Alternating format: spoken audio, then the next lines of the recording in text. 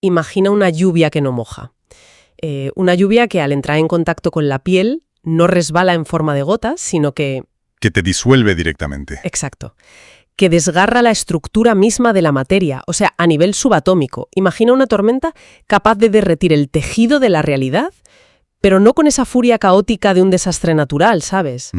Sino con la precisión clínica fría y despiadada de una ecuación matemática, una de la que es imposible escapar. Es que es una premisa verdaderamente aterradora, fundamentalmente porque, elimina de un plumazo cualquier noción de supervivencia. Frente a una fuerza que disuelve los enlaces moleculares de absolutamente todo lo que conoces, pues correr o intentar construir un refugio pierde todo el sentido. Ya, es inútil. Totalmente inútil. La lógica biológica se quiebra por completo y solo queda una opción sobre la mesa, que es la rendición absoluta. Esa ausencia total de escapatoria es precisamente el núcleo del material que tenemos hoy bajo el microscopio. Así que damos la bienvenida a quienes nos escuchan a esta nueva inmersión profunda. Hola a todos. Nuestra misión de hoy es explorar y diseccionar un extracto literario muy oscuro, muy breve, pero inmensamente denso, que proviene de un documento clasificado simplemente como texto. La pieza en sí lleva el sugerente título de Inmolación. Un título que ya te va avisando de lo que viene. Ya te digo. Y siendo totalmente transparentes con la audiencia desde el primer segundo, no estamos ante un paseo agradable por la literatura. Esto es un descenso vertical hacia el horror corporal y la devastación cósmica. Claro. Y quienes nos escuchan probablemente se estén preguntando ahora mismo, ¿por qué querríamos sumergirnos en algo tan manifiestamente macabro? O sea, ¿qué ganamos dedicando nuestro tiempo a analizar un texto que destila semejante nivel de desesperanza? Es una duda súper razonable. Y yo diría que la respuesta reside en el asombroso poder de su arquitectura. Este texto demuestra cómo la fricción deliberada entre vocabularios que, en principio, jamás deberían mezclarse, puede construir una atmósfera que te atrapa por completo. Sí, esa mezcla de términos médicos dolorosos con jerga científica y de pronto iconografía religiosa. Exactamente. Te atrapa sin que te des cuenta de cómo lo ha hecho. A mí, personalmente, me produce una profunda curiosidad, una curiosidad morbosa e intelectual, ver cómo un autor logra aplastar cualquier atisbo de esperanza en el lector en apenas, unas cuantas líneas. Es que hay una ingeniería psicológica muy, muy refinada detrás de estas palabras. No es tristeza puesta al azar. Cada término funciona como un peso de plomo adicional sobre los hombros de quien lee. Va forzando una empatía visceral con un narrador que ya ha superado su punto de quiebre y básicamente ha tirado la toalla. Es un ejercicio magistral de manipulación emocional a través del lenguaje. Vale, pues vamos a desgranar esto, pero no fijándonos únicamente en las palabras impresas, sino adentrándonos en el estado mental al que nos arroja el autor desde el minuto 1.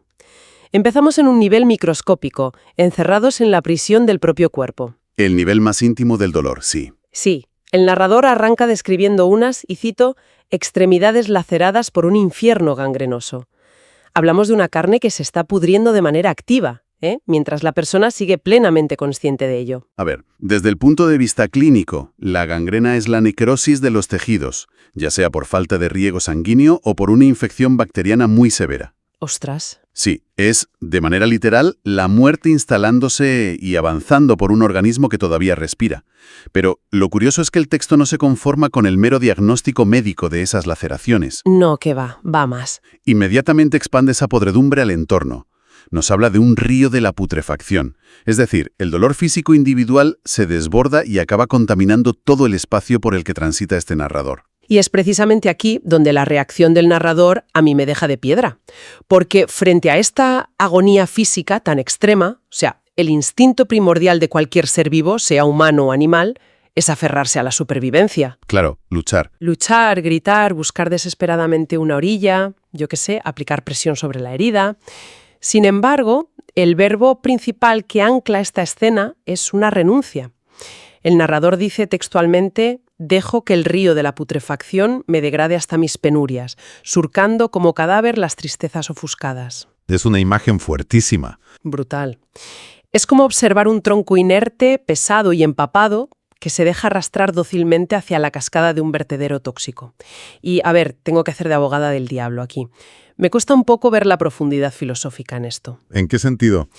Pues que no estamos leyendo simplemente el testimonio de una cobardía inmensa disfrazada de poesía gótica, o sea, una pereza extrema frente a la adversidad. En plan, me rindo y ya está. Entiendo perfectamente que lo veas así. Desde la comodidad de la normalidad, digamos, esa pasividad parece una renuncia cobarde o, como dices, una simple claudicación perezosa. Claro, es lo primero que piensas. Pero, si conectamos esta escena con la psicología clínica del trauma severo, la lectura cambia de manera radical.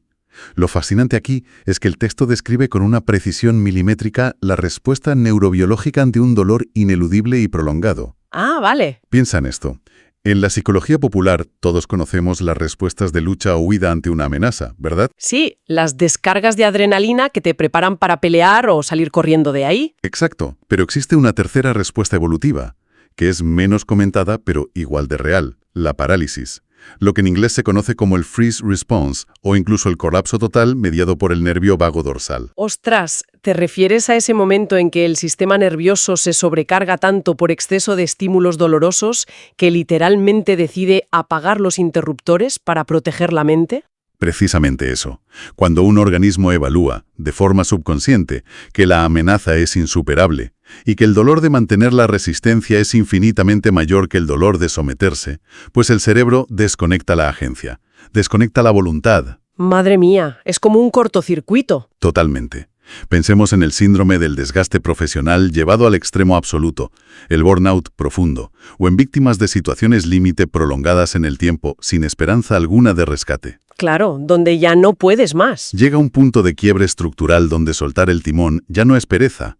Es un mecanismo de defensa que proporciona un alivio, digamos, perverso y disociativo. Vale, lo voy pillando. Al afirmar «dejo que me degrade», el narrador no está siendo un cobarde. Está reclamando la única, minúscula y trágica porción de control que le queda en el universo, que es la decisión consciente de dejar de luchar. ¡Ostras! ¡Qué perspectiva tan sombría, pero a la vez, jope, es increíblemente lógica! Si lo miras así, al abrazar voluntariamente la identidad de cadáver antes de estar biológicamente muerto, el narrador logra eliminar la ansiedad anticipatoria de la supervivencia. ¿Eso es? O sea, ya no puedes tenerle miedo a la muerte si asumes mentalmente que ya estás muerto, simplemente navegando por esas tristezas ofuscadas, como dice el poema. Es una desconexión total. Y observa el puente tan brillante que construye el autor entre lo orgánico y lo emocional.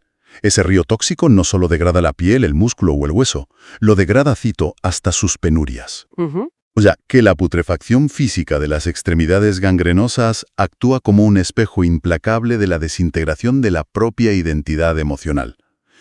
Es el vaciado completo del yo. El individuo deja de ser una persona para convertirse en un mero objeto a merced de la corriente. O sea, que esta pasividad absoluta es, de alguna manera, el peaje de entrada necesario. Para poder enfrentarse a lo que el texto nos tiene preparado a continuación, el narrador necesita vaciarse de toda voluntad, convertirse en un recipiente vacío y receptivo. Un lienzo en blanco para el horror. Tal cual. Y mira, menos mal que se ha anestesiado de esa manera, porque el texto da un giro vertiginoso que te rompe todos los esquemas. Pasamos repentinamente de esa claustrofobia del microcosmos opresivo, del individuo pudriéndose en su propio lodo interno, a levantar la vista, hacia el exterior, hacia las nubes. Ahí es donde la escala cambia brutalmente. Sí, sí. Resulta que el sufrimiento personal era solo el preludio, un pequeño eco de una devastación a escala cósmica. Aquí es donde se pone realmente interesante, de verdad. Los cielos, que están descritos como urgidos de llorar lluvia, no sueltan agua, dejan caer ácido fluoroantimónico. Es que el contraste genera una fricción mental inmediata. Veníamos navegando por un lenguaje que rozaba lo medieval, sumamente visceral, lúgubre, ¿no? Total. Con términos cargados de pesadumbre romántica como penurias, putrefacción, tristezas ofuscadas, y sin previo aviso, el poema nos lanza a la cara un concepto de la química inorgánica pura y dura. Es una bofetada léxica. Es que es un término hiperespecífico que no deja lugar a dudas. Para quienes tengan la química de secundaria algo oxidada, es vital aclarar que el ácido fluoroantimónico no es una invención de ciencia ficción del autor, existe en los laboratorios. Es muy real, sí. Es el superácido más potente y destructivo que la humanidad ha logrado sintetizar y catalogar. Hablamos de una sustancia que es el orden de 20 trillones de veces más corrosiva que el ácido sulfúrico puro. Derrite el vidrio, los metales, la carne, casi cualquier material conocido. Es la disolución absoluta. Exacto. Pero lo que me resulta alucinante es la decisión del autor. O sea, ¿por qué irse a rebuscar en un manual de química extrema en lugar de usar los tropos clásicos? Es como si estuviéramos en una galería de arte contemplando un fresco gigante del siglo XV sobre el juicio final, abarrotado de demonios con cuernos, almas en pena, lagos de fuego. La típica imagen apocalíptica. Sí. Y de pronto alguien decidiera que la forma de apagar ese fuego del infierno no es usando un diluvio de agua bendita, sino sacando un rayo láser que corta el lienzo por la mitad o alterando las constantes de la gravedad en la sala para asfixiar las llamas quitándoles el oxígeno. Qué buena analogía. Es aplicar una solución de frialdad científica, casi mecánica, a un problema visceral y profundamente teológico. ¿Por qué crees que hace esto?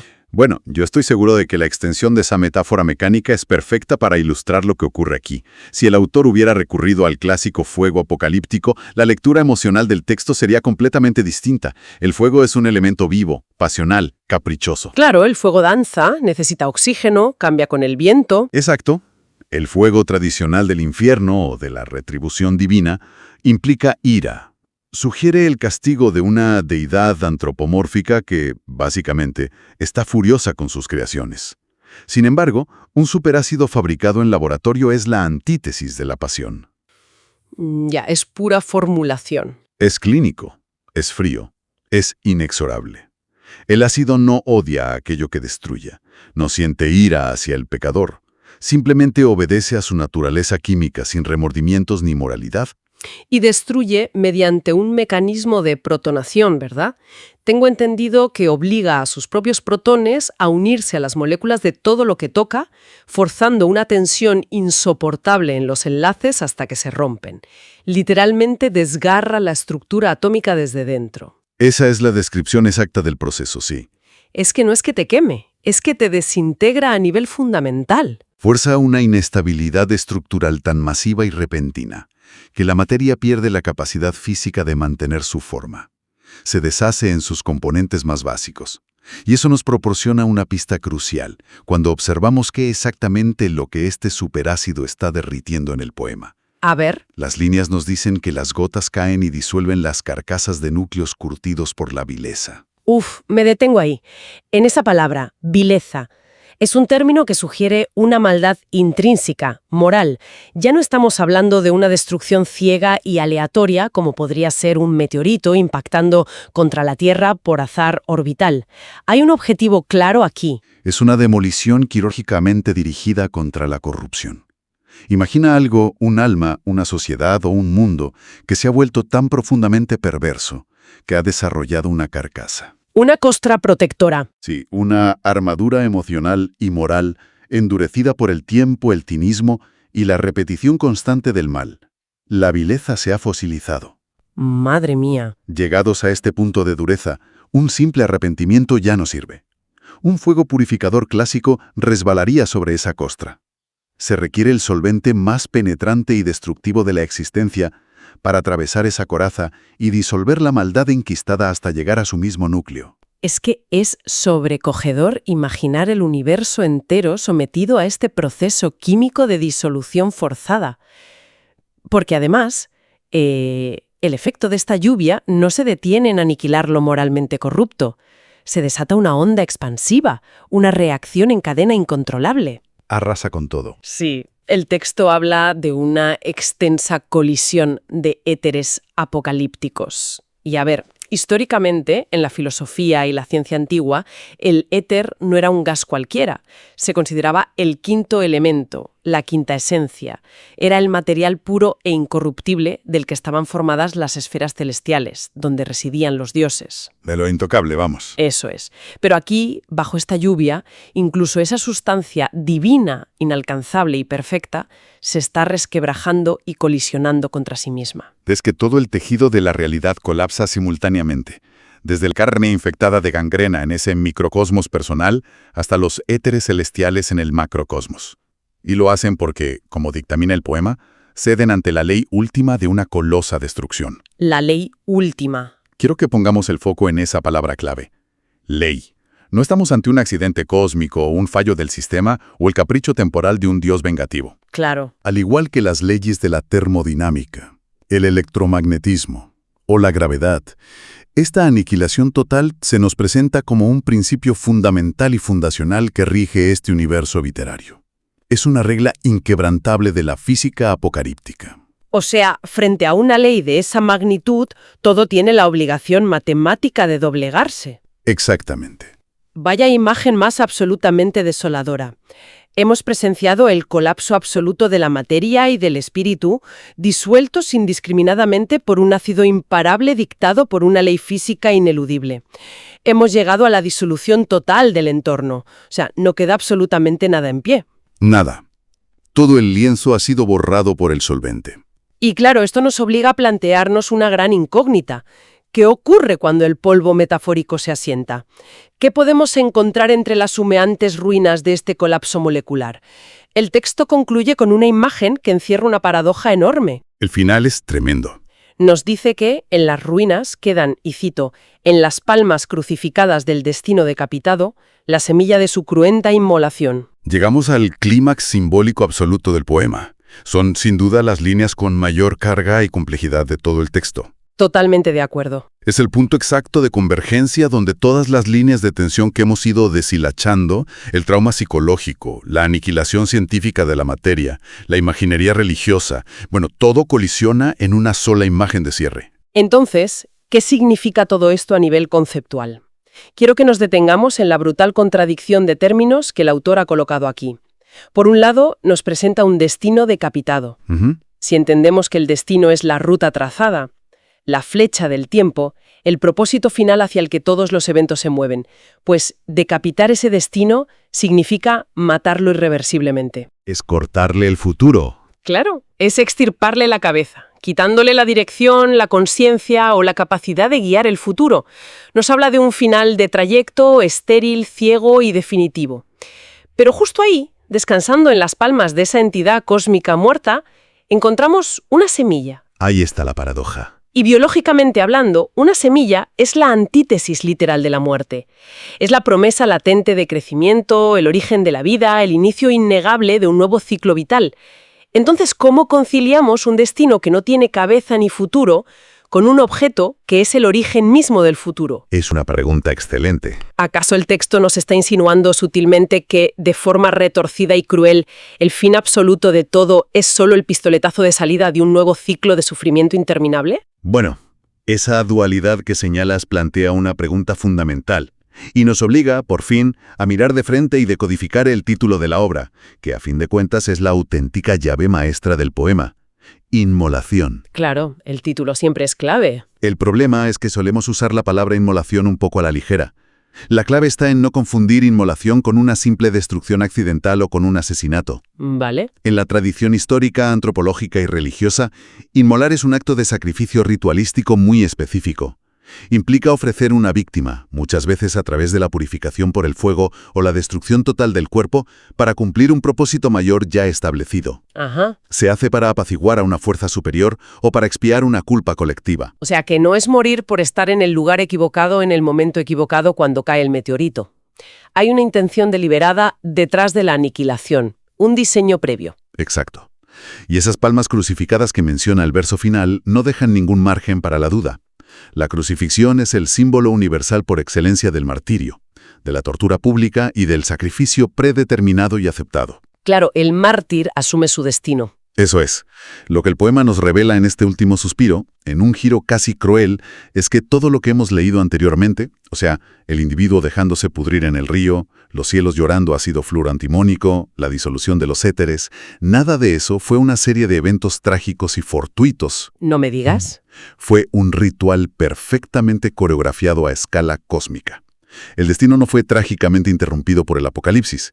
El apocalipsis era, de hecho, el destino que se debía cumplir. Sacrificio masivo se ha consumado con éxito, ya no tiene ninguna razón de ser. Ha cumplido su única función en el diseño del universo. Ya no hace falta. Claro, ya no necesita una cabeza que dirija los hilos hacia ninguna parte, porque se ha cruzado la línea de meta, se acabó el camino. Es una síntesis excelente. Y volviendo a esa paradoja de la semilla que te inquietaba. En la lógica de cualquier inmolación ritual, algo físico debe ser consumido por completo para que algo intangible o nuevo pueda generarse. Como el favor de los dioses o el perdón. Exactamente. Ya sea el favor de las deidades, el perdón de los pecados o la fertilidad de la tierra. Pero en este universo literario tan oscuro y desprovisto de piedad, la destrucción total genera únicamente la simiente de sí misma. Tela. Esta semilla no necesita agua ni tierra fértil, requiere sangre y ácido. No germinará para crear un árbol frondoso que dé sombra, sino para garantizar que la capacidad abstracta del sacrificio violento, esa cruenta inmolación, sobreviva a la muerte del propio universo. Telita con esto. Es un círculo cerrado verdaderamente espeluznante. Un motor de dolor perpetuo. Madre mía. Vamos a detenernos un momento para coger aire y observar el recorrido del oscuro viaje literario que hemos transitado hoy. Ha sido intenso. Mucho. Hemos empezado hundidos en el barro más orgánico y humano, observando a una mente que, sobrepasada por el trauma y un dolor físico insoportable, activa su mecanismo de parálisis defensiva, apaga su instinto de supervivencia y elige dejarse llevar por un río de putrefacción gangrenosa. El primer paso hacia el vacío. Y de esa profunda claustrofobia interna y psicológica, hemos dado un salto vertiginoso hacia una devastación a nivel macroscópico, presenciando unos cielos antropomórficos que, obedeciendo a leyes físicas inalterables y frías, purgan la vileza enquistada del mundo mediante una tormenta de ácido fluoroantimónico, una lluvia capaz de romper literalmente los enlaces atómicos de la realidad. Para finalmente toparnos con la revelación de que esa aniquilación absoluta no era el caos ciego y desbocado que imaginábamos en un principio, sino el cumplimiento estricto de un sacrificio cósmico minuciosamente calculado, dejando atrás, entre las ruinas del espacio y el tiempo, únicamente la semilla inactiva de su propia capacidad de destrucción. Es un trayecto de 17 líneas que te deja emocionalmente exhausto, pero que demuestra de manera incontestable por qué someter a disección profunda este tipo de textos es un ejercicio tan valioso. Totalmente. En un mundo moderno donde consumimos artículos, titulares y contenido a una velocidad vertiginosa, haciendo lecturas súper superficiales, pararse a examinar la maquinaria y los engranajes detrás de las palabras revela estructuras increíbles. Sí, te das cuenta del andamiaje. El autor de este fragmento toma un vocabulario médico repugnante y deprimente, lo estrella a toda velocidad contra términos de la química inorgánica más letal y aséptica y lo envuelve todo con mano maestra en el halo solemne y culpable de un martirio religioso. Y esa insólita alquimia lingüística es exactamente lo que consigue asfixiar la esperanza en la mente de quien lo lee. Este ejercicio nos demuestra de forma práctica que una atmósfera de fatalidad pesada no surge por arte de magia ni por inspiración divina, se diseña. Se construye a medida. Se estructura palabra a palabra mediante una selección implacable de conceptos que al chocar entre sí resuenan directamente en nuestros miedos subconscientes más profundos frente a lo incontrolable, frente a la pérdida total de agencia. Es aplicar esa frialdad matemática de la demolición controlada que mencionábamos antes, pero dirigida específicamente a derrumbar el estado de ánimo de la audiencia. O sea, ha sido un viaje intelectualmente fascinante y a la vez muy perturbador. Sin duda alguna. Pero antes de poner el punto y final a este programa, hay un eco inquietante que se desprende de nuestro propio análisis. Hay una pieza del rompecabezas que el texto mantiene deliberadamente en las sombras, fuera de plano, y que, si lo piensas bien, reescribe por completo la escala del terror que acabamos de discutir. A ver, cuenta. Si asumimos, como hemos concluido, que la inmolación es estrictamente un sacrificio, una ofrenda ritual que por su propia definición antropológica se entrega a una entidad o fuerza jerárquicamente superior para apaciguarla. Sí. Y resulta que el universo entero, junto con su propio destino y sus inalcanzables étenes celestiales, ya ha sido derretido y consumido en el altar de este escenario apocalíptico, pues la pregunta inevitable que queda flotando es ¿hacia dónde apunta realmente ese sacrificio? Esa es la gran incógnita. Cuando la última gota del superácido haya terminado de disolver los átomos de la realidad conocida y en el vacío absoluto solo quede flotando esa misteriosa semilla sostenida por las manos ensangrentadas de un destino muerto, ¿quién ¿O qué monstruosa e inconcebible fuerza que acecha más allá de las fronteras de nuestro universo está esperando pacientemente en la oscuridad para recogerla? Deja los pelos de punta. Desde luego. Es un pensamiento perturbador para llevarse a solas y darle vueltas esta noche.